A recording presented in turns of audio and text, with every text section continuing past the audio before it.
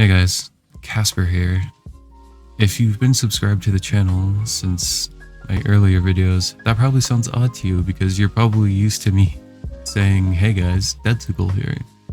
Yeah, so I basically changed my branding, I guess, just to fit the style of my content a little bit more, making it less cartoony and kind of making it a little bit more dark. And yeah, just kind of fitting the atmosphere more. So let me know if you guys like the change or not.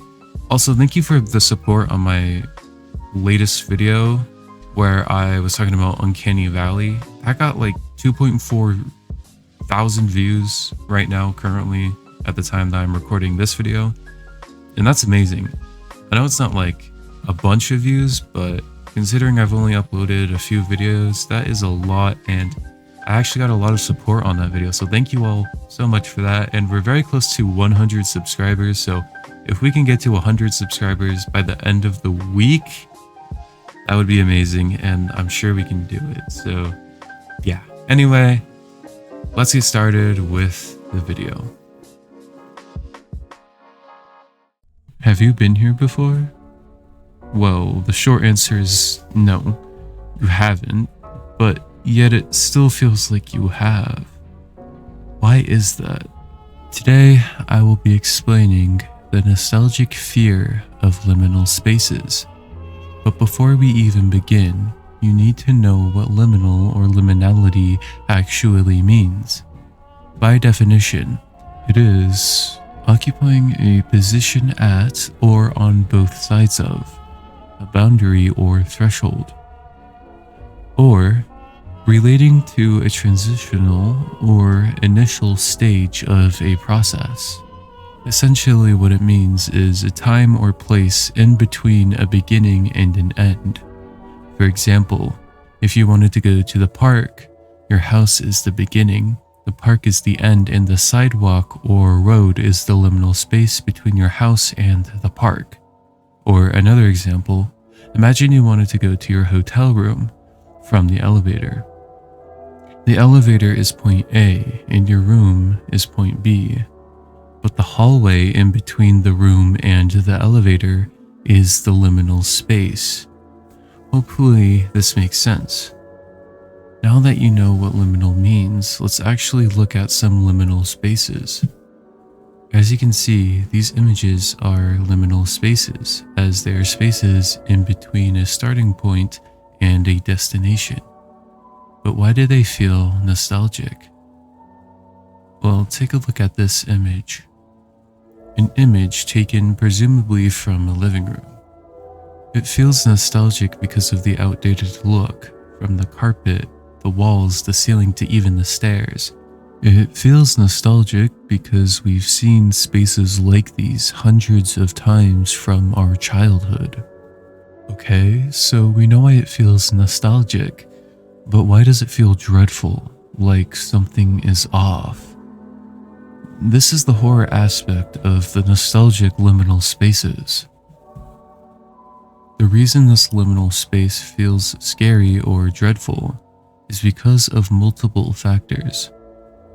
A, the physical conditions of the space, and B, the social presence in the space. Let me explain. The physical conditions of the space are most definitely off, like the kitchen being directly next to the stairs, and how the lighting completely changes in the kitchen, or the fact that you have to open a door to access the kitchen, when most kitchens are open spaces.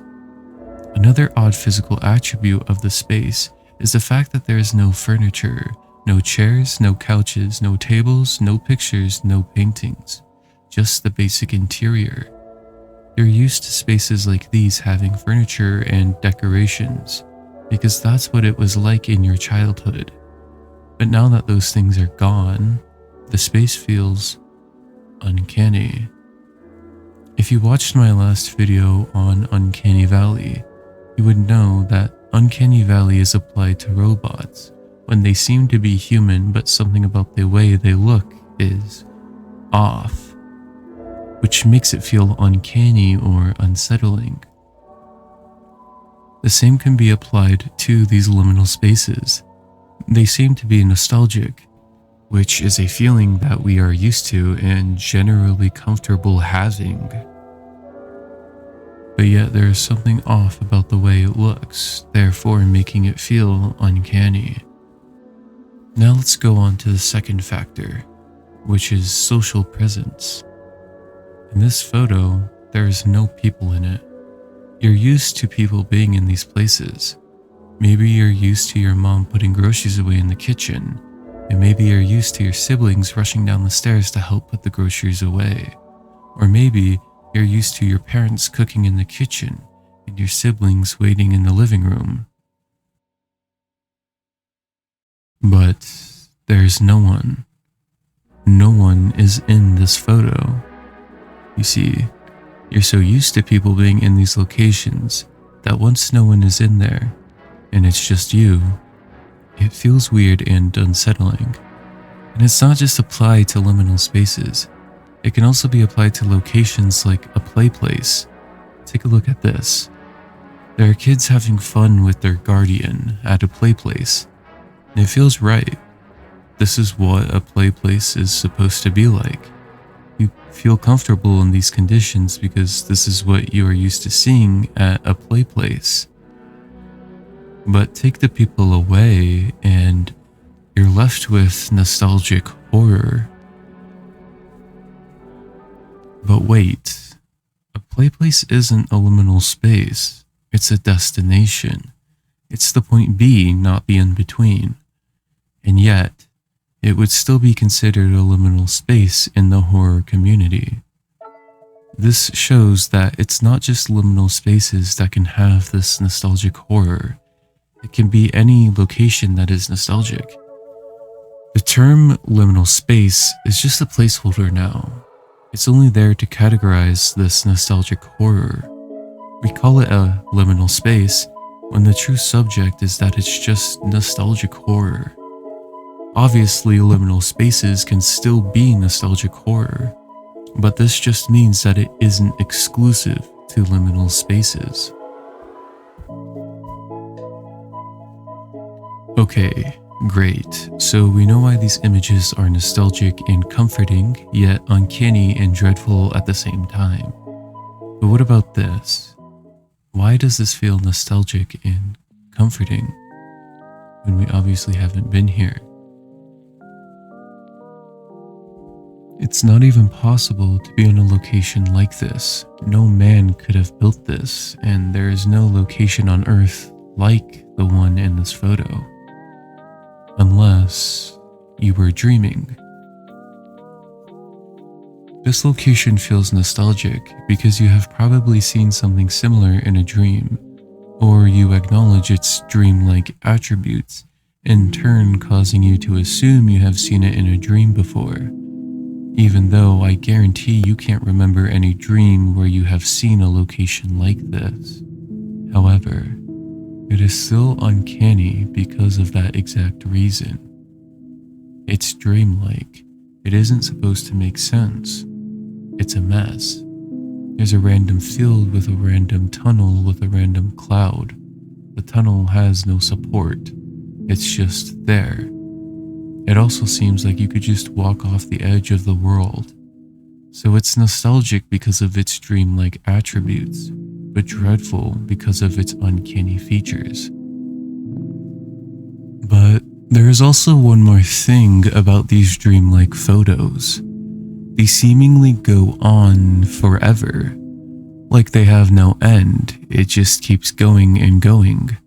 Or there's just constant repetition which feels uncanny and scary. This is apeirophobia, the fear of infinity.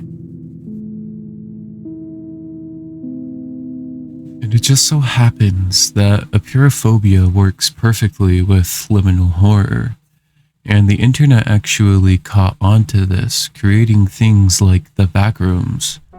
The Backrooms is a creepypasta that takes the quality of liminal horror and apeirophobia and combines them to create this nostalgic horror that is dreadfully infinite.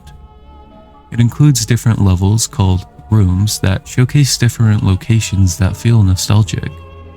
Now, the internet actually added monsters to the Backrooms referred to as entities. to make it scarier. But in my opinion, the entities aren't even needed.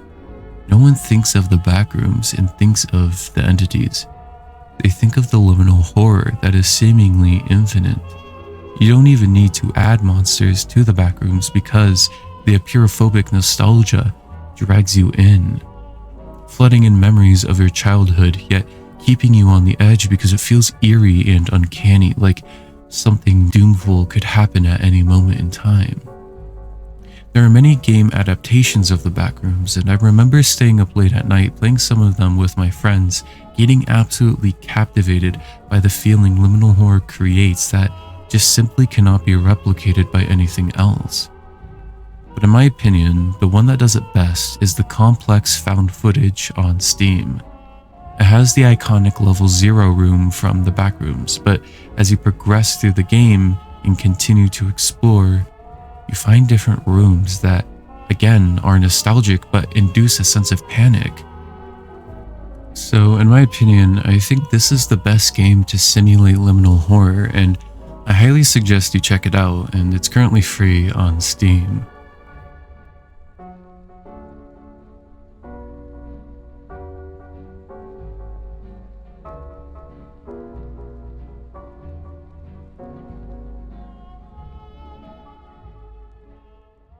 Okay, I hope you're still with me here because that is a lot of information.